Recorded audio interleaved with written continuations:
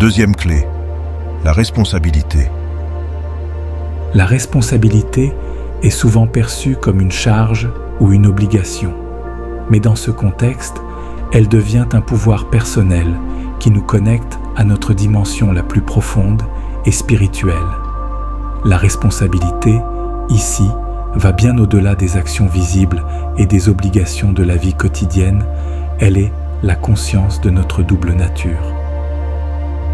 En tant qu'être d'énergie, nous ne sommes pas limités au monde physique. Nous portons également une dimension spirituelle, intemporelle. Cela nous invite à vivre avec intention et d'être conscients de ce que nous émettons dans le monde. Ainsi, la responsabilité devient le reflet de notre capacité à exprimer nos pensées, nos paroles et nos actes imprégnés d'amour et de bienveillance. La responsabilité a le pouvoir d'influencer notre réalité en nous alignant sur nos intentions les plus élevées. Avec cette conscience, nous ne sommes plus des victimes des circonstances, mais des bâtisseurs de notre expérience. Pour que cette vision de la responsabilité devienne une pratique de vie, je vous propose une méthode en 3 étapes. Attention, choix et engagement. Étape 1. L'attention. La première étape de la responsabilité est l'attention. Une prise de conscience de ce que nous émettons au quotidien, que ce soit sous forme de pensée, de parole ou d'action. Chaque matin, prenez un instant pour vous poser la question : quel état d'esprit ai-je envie de cultiver aujourd'hui ? Cet exercice d'intention vous aide à démarrer la journée avec une direction claire, en accord avec vos valeurs. À plusieurs moments de la journée, faites une pause pour observer vos pensées et vos émotions. Sans jugement, notez si elles sont positives ou négatives, nourrissantes ou limitantes. L'attention est le premier pas pour comprendre que chaque pensée et émotion est une graine que nous plantons dans notre réalité. Étape 2. Le choix. Une fois que nous avons pris conscience de nos pensées et émotions, la deuxième étape est le choix.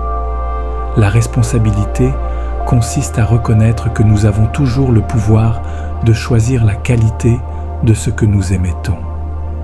Par exemple, face à une situation difficile, au lieu de réagir automatiquement avec frustration ou inquiétude, nous pouvons choisir d'aborder la situation avec calme et bienveillance.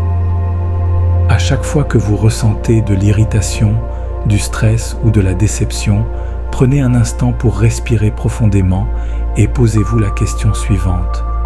Quelle intention puis-je choisir pour transformer cette expérience en quelque chose de positif ?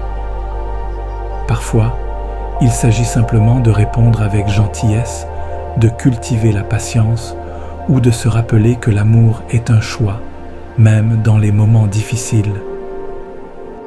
Étape 3. L'engagement. La troisième étape, l'engagement, consiste à maintenir cette intention et ses choix dans le temps, même lorsque les défis surgissent. La responsabilité n'est pas une action isolée, mais une pratique continue. Chaque jour, nous réaffirmons notre engagement envers nous-mêmes et envers le monde, en incarnant des valeurs d'amour, de bienveillance et de positivité. Chaque soir, prenez quelques minutes pour réfléchir au moment où vous avez réussi à faire des choix alignés avec votre responsabilité. Félicitez-vous pour les moments où vous avez su agir avec bienveillance et, sans vous juger, réfléchissez aux situations où vous pourriez améliorer votre approche. Cet engagement envers soi-même est une façon de renforcer notre pouvoir personnel et d'incarner l'énergie d'amour au quotidien. En intégrant cette méthode, nous apprenons à prendre la responsabilité de notre énergie et de notre réalité.